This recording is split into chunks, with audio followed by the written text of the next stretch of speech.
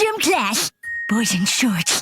I like it. Before I go to London Comic Con this week, I wanted to make a quick cartoon review. It's been a little while, especially if you don't count my Emoji Movie video as a review, but, you know, why wouldn't you count that one? Come on. It's time to finally talk about BoJack Horseman. Bunsen is a beast, yeah. A fairly recent Nicktoon about a crazy wacky monster, made by the creator of Fairly Odd Parents, Danny Phantom, and the one about the dog, Butch Hartman. I've never been too into any of these guys' cartoons. It's not that I don't like them at all, I just never really cared about watching them all that much. I watched Fairly Odd Parents as a kid, but that's about it.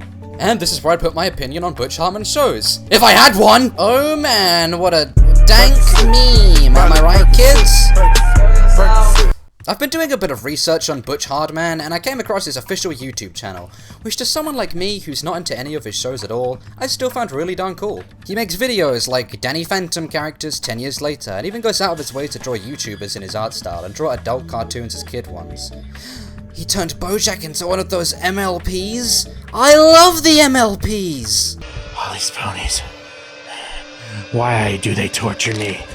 Why do they torture me so? I find this a super awesome way to interact with his audience. Not exactly Sonic the Hedgehog levels of fan interaction, but it still shows off not only his ability to draw Rick and Morty as Muppets, yeah, that's a thing he did. Muppets! It also shows off him as a person, and really makes him seem down to earth, acknowledging all these other cartoons and how great they are instead of exclusively promoting his own. I like it.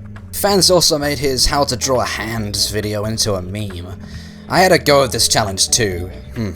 Simply beautiful if I do say so myself. Back to the show itself, what is Bunsen as a Beast all about? A family of monsters, or beasts, move into a human town, and the son of the family, Bunsen the Beast, befriends a human kid named Mikey on his first day at human school. All is not well in the universe, however, because there's this other kid called Amanda, who's just a big old racist that wants Bunsen and his family to leave town. Why does she hate beasts so much? I don't know, it's never really explained. I tried to Google search, why does Amanda hate beasts?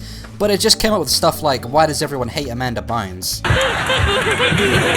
For being what I'd call a loser villain, though I'm sure TV Tropes is a better name for it somewhere, Amanda always fails at her attempts to get rid of Bunsen, usually having her plans backfire and hurt her more than anyone else. Amanda's punishment can fluctuate between fairly funny to a bit too much. Not as bad as Season 8 SpongeBob was to Squidward, but at its worst, it can get close. Sure, she's a mean girl, but geez, she's also just a kid that frankly doesn't deserve a lot of the bad stuff that happens to her in some of the episodes. Even her teacher being unfair to her specifically.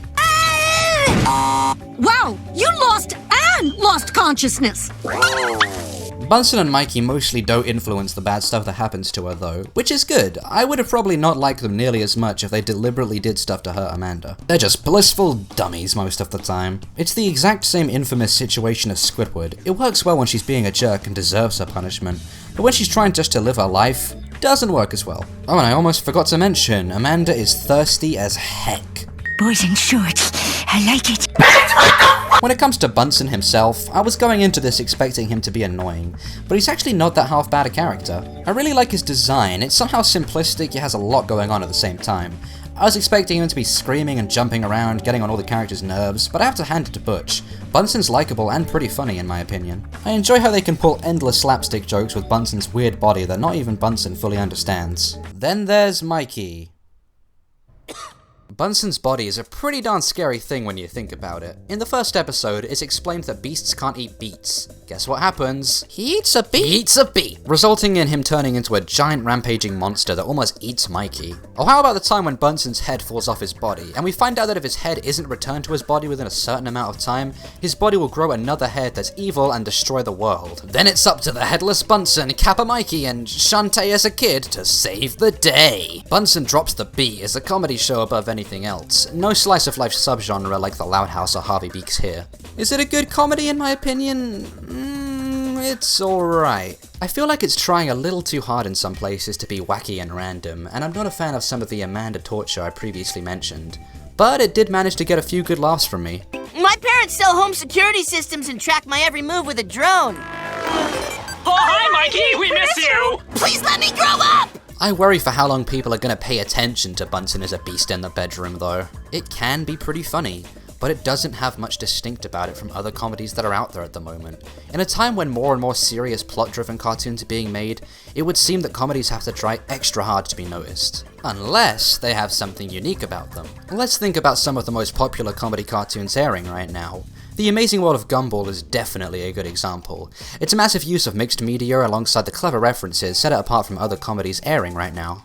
And even though it's generally very disliked in our little community, no one can deny how popular Teen Titans Go has gotten. TTG being a colourful parody on superheroes. Again, something distinct.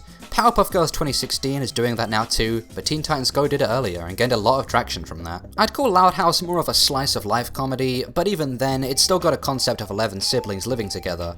Bunsen as a Beast just doesn't have that distinct feel to it. Especially when most people just know it as the new Butch Hartman show, or the show that was in that Butch crossover short. Bunsen needs its own real identity if it's going to stick around for a long while. Keep in mind, Bunsen is now crossed over with Fairly Odd Parents twice. They could have easily kept that for later down the road if it ever started to get less attention. But hey, it's still very early days. Gumball didn't quite find itself into later seasons, look how popular that is now. For now, when I'm reviewing this, it's not really a show I'd recommend all that much, and certainly not one I'd watch very often. Bunsen could absolutely get much better and continue the trend of awesome Nickelodeon shows recently. Only time will tell, but for now, I'll give Bunsen 2 Hacker Girl emojis out of 4 Meta Teen Titans Go episodes. This show in particular, I'm very interested to see what you guys think of it, so please leave your thoughts in the comments below. Alrighty, now I'm off to bother the voice actress for Starfire to say something for my channel. Wish me luck, you wonderful numpties. This has been TorchSheep, and thanks a bunch for watching.